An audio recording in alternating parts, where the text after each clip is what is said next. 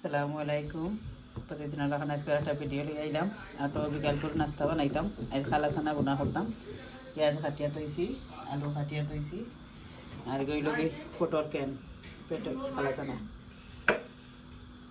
পেটে কাটিলে এখন ইনো যত বেড়া চিকেন বানাইয়া তৈছি। বাচ্চা তোর চিকেন আসিল না হয় আগে তার চিকেন ওগুন রান্ধিলাই বাদে ছানা গুনা কর্ম। তো চিকেন ওগুন আগে বয়াই দিছি গরম মশলা দিয়া একবার গাড় দিয়া বয়াই। কোনো সময় তেলও চিকেন ছাড়িয়া বয়াই দিই, কোনো সময় ওলা পেঁয়াজ দিয়া বয়াই।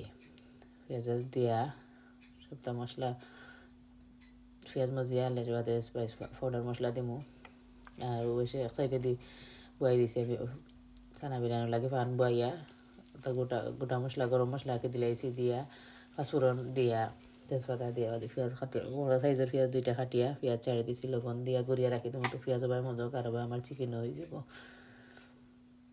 চিকেনও বাদে ফ্রোজেন আদা রসুনের কিউব একটা দিলাম দিয়া লাড়িয়া তো পাউডার মশলা দিলেই আবার নরমর পেঁয়াজ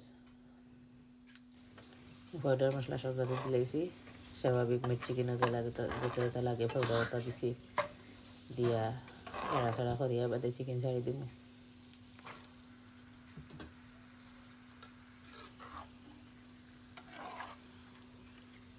চিকেনে লাড়িয়া বাদে গুড়িয়া রাখি দিব। চিকেনের বা খসক আর আমার পেঁয়াজও নরম হয়ে গেছে। পাউডার মশলা দিলেইছি বাফর পাউডার জিরার পাউডার আর হলদির পাউডার দিছি, মরচা পাউডার দিছি না, কাঁচামরিচ দিমু দিয়া আলু দিয়া লাড়াচাড়া করিয়া আলু গুণ সিজবার লাগে তুরা পানি দিয়া গড়িয়া রাখি দিম একদিন। আলু একবার দেখলাম মাঝখানো আবার গড়িয়া দিম। আর বাইরে আমার চিকেন খসের বাদে আলু সফট হয়ে গেছে দেখলাম তো যদি যাতে মারি বাদে সে টমেটো আর কাঁচামরিচ দিলাইলাম ফাটিয়া দিয়া লাড়াচাড়া করিয়া বাদে চানা ডালিলাম। চিকেনও শিরা দিলাইছি, চিকেন খসে গেছে বাদে চানা লাড়িয়া দিয়া লাড়িয়া বাদে ডুলা ফাতা দিম তেল পানি টানিয়া আনলে চানার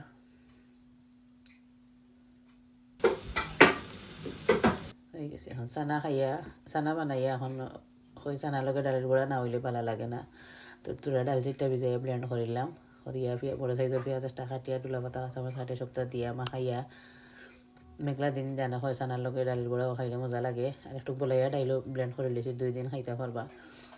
এবার 2 দিনে খাইমো বাচ্চাইতে খাইতে নাই বানাইলাম বাদে চানা বিরান ওখান সার্ভিং ডিশও ডালি লাইলাম। তো কই ফানও খালি হয়ে গেল আর খাইয়া যে গুণ রইব গুণ ফ্রিজও তো যাইব একলগে ডালি লাইলাম। আর বাইরে আমি ডাইলর সপ্তাহ মাখাইয়া বয়াই দেবো তেল বয়া ফান দইয়া ফানও চুলাত বয়াই দিলাম তেল দিয়া কই তেল গরম হয়ে যাক আর বাইদি ডাইল ওখান মাখাইয়া আস্তে আস্তে ছাড়ি দিব।